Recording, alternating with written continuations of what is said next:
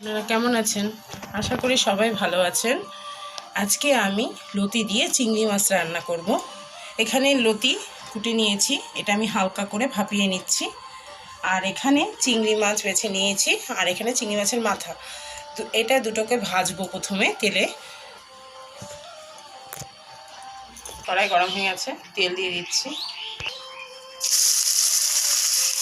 এগুলো ভেজে নিচ্ছি আমি, হালকা করে ভেজে নিয়ে আগে তারপরে নামিয়ে নেব।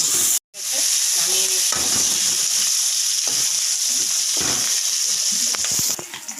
মাথাগুলো নিচ্ছি, লাল লাল করে ভেজে নেব।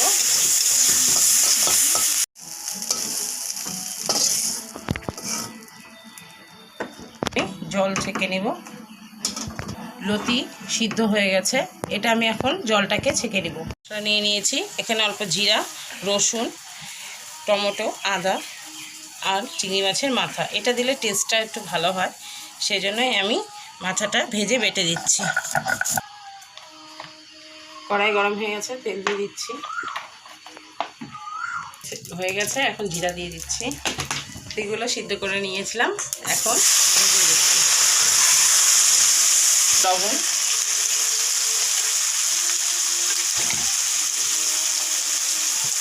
হলুদ,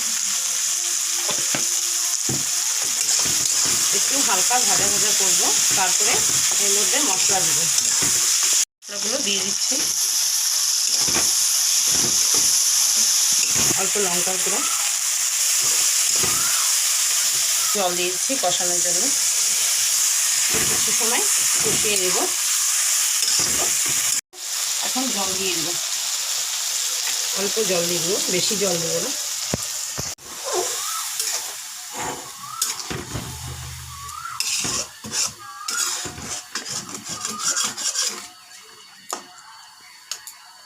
এখন চিংড়ি মাছগুলো দিয়ে দিচ্ছি। এখন আমি গরম মশলা দেব।